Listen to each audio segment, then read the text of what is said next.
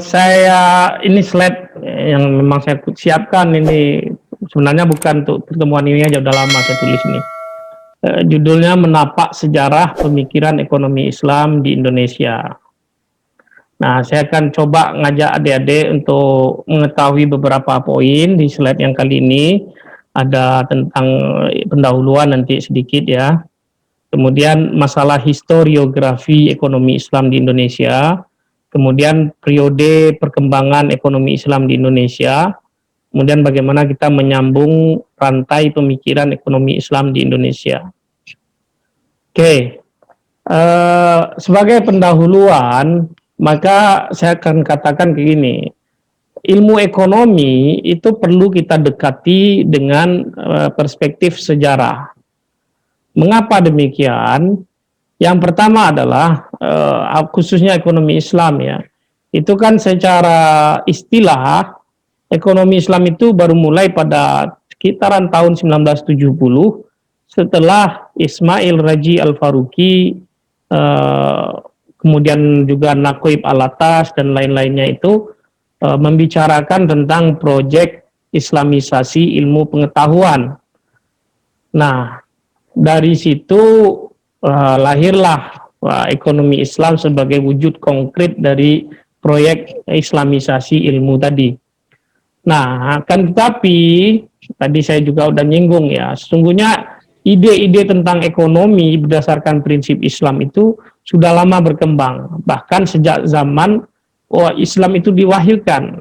Kalau diwahyukan sejak Nabi Muhammad SAW, maka sejak zaman Nabi ajaran-ajaran tentang Islam tentang ekonomi itu sudah diatur, sudah disampaikan. Nah, jadi bagaimana Nabi mengatur perilaku konsumsi, bagaimana cara kita mengkonsumsi, berdoa segala macam, itu adalah nilai-nilai Islam berkaitan dengan ekonomi. Nah, tadi saya singgung masalah teori the Great Gap, saya akan sampaikan lagi ini. Nah, pendekatan sejarah itu sangat penting. Nah, adik-adik ya boleh kalau mau ada menulis skripsi tentang sejarah pemikiran itu sangat boleh sekali. Kenapa? Karena memang ilmu ekonomi itu perlu didekati dengan berbagai macam perspektif. Boleh politik, boleh sejarah, boleh hukum, dan juga yang lainnya. Ini tentang ilmu saya nggak perlu. Oke. Nah, masalah historiografi ekonomi Islam di Indonesia. Yang pertama adalah adanya missing link. Missing link itu apa? Ini menurut Kunto Wijoyo ya, seorang profesor di UGM, beliau udah meninggal. Beliau termasuk sarjana Indonesia yang keilmuannya di bidang ilmu sosial itu diakui, khususnya antropologi dan sosiologi. Nah, dia nulis kayak gini, tradisi keilmuan di Indonesia itu seringkali tulis secara terputus-putus. Apa yang sudah dipikirkan dan sudah ditulis oleh sarjana terdahulu, oleh sarjana yang kemudian itu tidak pernah dikutip, tidak pernah dibahas lagi. Mengapa? Karena pemikir kita atau sarjana Indonesia ini kebanyakan lebih percaya terhadap gagasan-gagasan yang datang dari luar negeri. Kalau dia nulis artikel, di sana ada puluhan artikel berbahasa Inggris ditulis oleh orang Eropa, Amerika. Wah, itu artikelnya dianggap sebagai bobot ilmiahnya tinggi. Jadi kalau artikel yang dikutip itu tokoh-tokoh Indonesia, ini apa kayak gitu. Nah, ini problem kita. Jadi missing link ini menjadi problem yang sangat serius dalam historiografi. By the way, adik-adik ngerti nggak apa itu historiografi? Nah, jadi sederhananya historiografi, kalau histori itu sejarah, jelas. Histori, sejarah. Kalau historiografi itu adalah bagaimana sejarah tadi ditulis atau penulisan sejarah. Nah, jadi yang ingin saya jelaskan di sini adalah masalah penulisan sejarah ekonomi Islam di Indonesia. Nah, selanjutnya problem berikutnya, konsentrasi tentang penulisan sejarah Indonesia itu terfokus pada proses institusionalisasi praktik-praktik ekonomi Islam yang itu terlembagakan dalam bentuk bank syariah.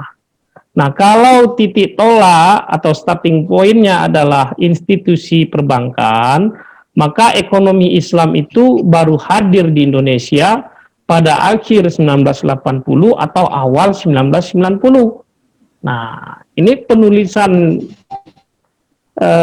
pemikiran ekonomi Islam yang menurut hemat saya sedikit banyak sangat bermasalah seperti itu ya. Nah, yang terakhir adalah adanya bias politik. Mengapa ini terjadi? Karena kita tahu di Indonesia terjadi gesekan antara kelompok Islam dan kelompok nasionalis, walaupun juga ada nasionalis yang religius, tapi terjadi gesekan. Gesekan itu bermuara pada diskusi bagaimana bentuk negara ini. Bagi kelompok Islam, kubu yang satu menginginkan Indonesia itu berbentuk negara Islam. Kan tapi bagi nasionalis, ya enggak, kita demokrasi, kita republik, dan Pancasila adalah nilai dasar bersama. Dan itu disepakati pada akhirnya. Kan tapi gesekan tentang kembali ke Piagam Jakarta itu sampai hari ini tetap ada. Nah, bias politik inilah yang membuat kita kadang penulis ekonomi Islam tuh jadi agak takut-takut gitu loh. Agak kurang terbuka, kurang objektif dalam mengungkap sejarah, pemikiran, dan maupun gerakan ekonomi Islam di Indonesia. Nah, selanjutnya penting juga, nah ini data yang barangkali adik-adik belum mendapatkannya ya. Ini saya jelaskan, ini data ini saya dapatkan dalam majalah Belanda. Yang satu ini berisi PSII Vergadering. Jadi kurang lebih organisasi PSII atau Kongres PSII ya.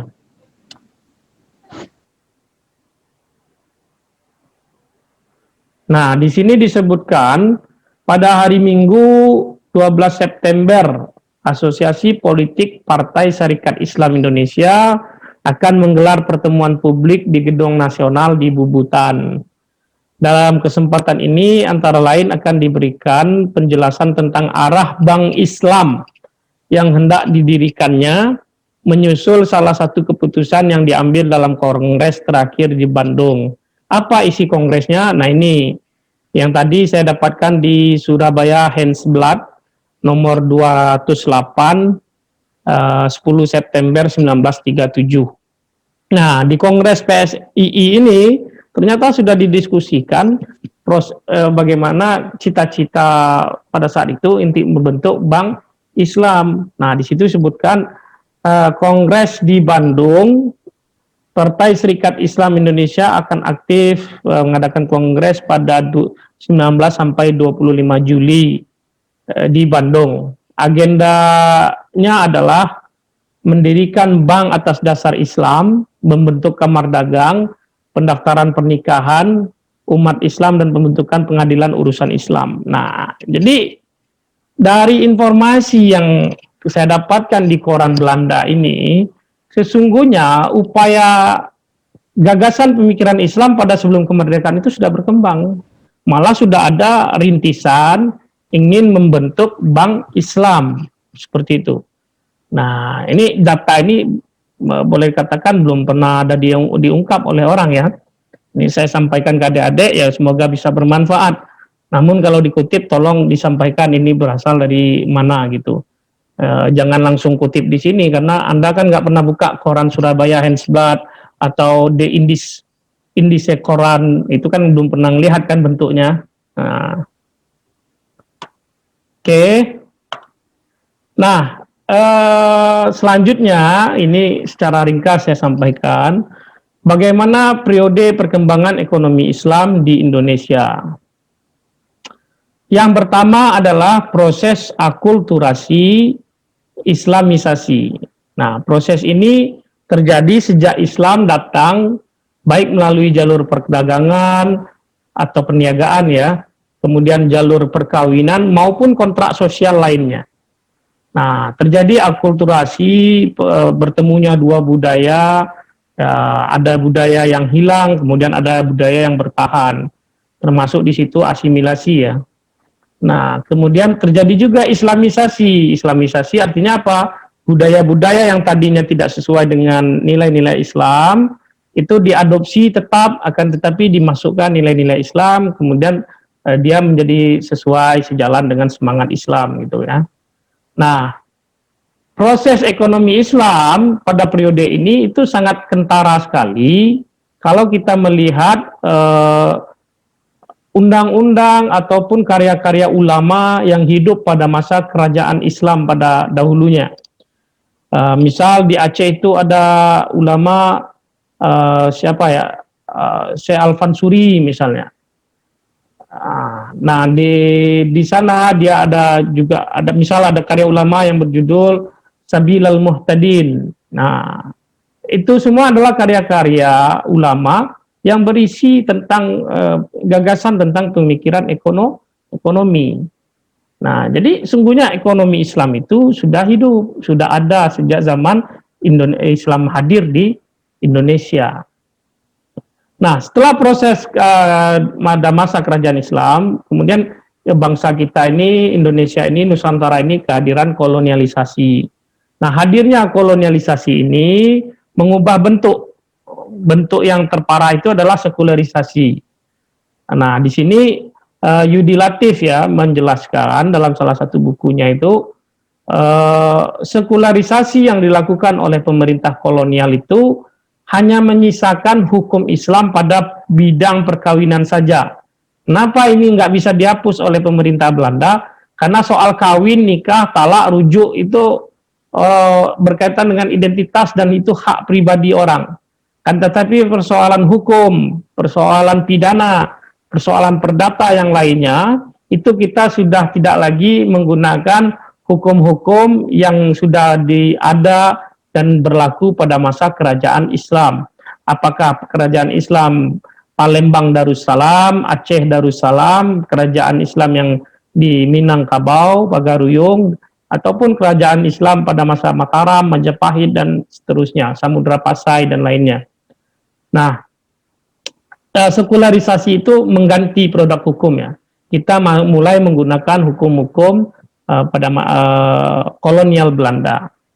Nah, sehingga apa? Terjadilah pemutusan dan kemudian proses kapitalisme mulai masuk di Indonesia yang pada akhirnya merubah struktur sosial, struktur masyarakat di Indonesia. Nah, sampai masuk kita periode berikutnya yaitu proklamasi dan positivisasi. Nah, namun sebelumnya perlu juga saya sampaikan bahwa pada masa kolonialisasi tadi itu terdapat upaya-upaya ya, gerakan-gerakan untuk melawan pemerintahan kolonial. Yang paling kentara misalnya di awal abad ke-20 itu gerakan yang dibawa oleh Syarikat Islam. Tokoh kuncinya misalnya Hos Cokro Aminoto. Nah, kemudian terjadi gesekan dengan Haji Misbah yang beraliran ke komunis sehingga SI pecah. Ada SI merah dan ada SI putih. Nah, dari pergerakan Syarikat Islam inilah yang dulunya diawali Syarikat Dagang Islam, gerakan ekonomi Islam itu hadir, tapi dia mendompleng atau meminjam istilah sosialisme yang saat itu disebutkanlah dengan sosialisme Islam. Bahkan Hos Cokro Aminoto itu menulis buku berjudul Islam dan Sosialisme. Akan tetapi buku ini boleh dikatakan plagiat dalam tanda kutip, menyalin sepenuhnya buku yang ditulis Hasan Kidiwai yang itu seorang India ya, yang juga menulis tentang Islam and Socialism seperti itu. Nah, periode berikutnya adalah proklamasi positivisasi. Nah, pada periode ini sistem kita udah bicara sistem politik dan kemudian bagaimana caranya meraih kemakmuran. Nah, sesungguhnya pada awal proklamasi gagasan ekonomi Islam itu sudah berkembang. Jadi bukan pada masa tahun 19 akhir 1980-an saja atau awal 1990, bukan. Mana buktinya? Nih beberapa tokoh yang akan saya sampaikan ke adik-adik semua. Yang pertama adalah Kaharudin Yunus. Dia menulis buku Sistem Ekonomi Kemakmuran Bersama, 2 jilid, jumlah halamannya sekitar 750 halaman. Nah, inilah tokoh ini disebut oleh Kunto Wijoyo dan Dawa Merharjo sebagai orang pertama yang menulis gagasan atau pemikiran ekonomi Islam secara sistematis. Jadi, itu Kaharudin Yunus. Yang selanjutnya adalah Zainal Abidin Ahmad. Dia menulis buku Dasar-Dasar Ekonomi Islam tahun 1950. Lah kok yang awal saya buat di sini Kaharudin Yunus? Ya, karena Kaharudin Yunus ini sudah juga menulis dalam bahasa Arab di tahun 1947. Bukunya berjudul Hadhihi Hiya Indonesia. Itu tesis dia yang dia pertahankan di King Fahad University di Mesir pada tahun 1947. Nah, makanya kalau dari segi waktu buku berbahasa Indonesia Zainal Abidin yang pertama, tapi kalau kita ambil juga bukunya Kaharudin Yunus berbahasa Arab, maka Kaharudin Yunus inilah orang yang pertama nulis tentang gagasan ekonomi Islam di Indonesia gitu ya. Nah, ada lagi setelah tahun-tahun itu ada Zainal Abidin Ahmad. Sesungguhnya sebelum Hidayat ini ada Safruddin Prawira Negara, mantan Perdana Menteri Indonesia. Dia juga tokoh Masyumi. Nah, dia juga beberapa tulisannya menulis tentang ekonomi Islam. Nah, di tahun 80-an awal barulah ada nama Hidayat Nata Atmaja. Dia tidak nulis buku dengan judul ekonomi Islam, tapi dia nyebutnya ke arah ekonomi humanistik. Tapi di dalamnya dia sebutkan apapun yang saya tulis dalam buku ini semuanya terinspirasi atau bersumber dari ajaran Islam yang saya yakini. Nah, itu si Hidayat Nata Atmaja. Nah, yang paling menarik sesungguhnya adalah Muhammad Hatta. Ini sesungguhnya lebih awal lagi ya. Proklamator Indonesia, mantan wakil presiden Indonesia pertama, dialah yang berjuang mati-matian bagaimana republik ini berdiri. Akan tapi sesungguhnya ekonomi kerakyatan yang dia sampaikan, yang dia tulis sejak tahun 1920-an, 1930, khususnya di majalah Daulat Rakyat, itu terinspirasi dari ajaran Islam. Makanya kalau kita baca buku biografi Muhammad Hatta, maka di situ kita akan temukan bahwa sesungguhnya pribadi Hatta itu adalah pribadi yang sangat Islami. Sholat pasti tepat waktu. Pembicaraannya sopan santun, lemah lembut, orangnya disiplin dan lain sebagainya. Sampai-sampai istrinya itu menyebutkan, istri Hatta itu ada 3 katanya. Yang pertama ibadah, yang kedua buku, yang ketiga saya, Ki Rahmi Hatta. Nah, jadi itu sosok pribadi Hatta. Jadi Islam itu melekat kuat pada hidupnya. Ya, mengapa demikian? Ya karena memang Hatta ini selain terlepas dari apapun, dia adalah keturunan dari syekh ulama besar di Minangkabau, termasuk syekh-syekh berikutnya itu belajar dari ayah kakek beliau ini. Seperti itu ya. Nah, di samping ekonomi kerakyatan itu diakui juga jika dia pelajari dari tradisi Eropa maupun kearifan lokal atau adat kebiasaan masyarakat Indonesia. Nah, ini bukan promosi tapi ingin saya sampaikan, barangkali teman-teman adik-adik semua berminat. Ini buku yang baru saya tulis, akan segera diterbitkan. Judulnya belum fix, tapi intinya adalah bersama Kaharudin Yunus. Saya mengulas bagaimana gagasan atau pemikiran ekonomi Islam Kaharudin Yunus yang dia sebut sistem ekonomi kemakmuran bersama. Kalau berminat nanti akan saya kirimkan ke Palembang seperti itu.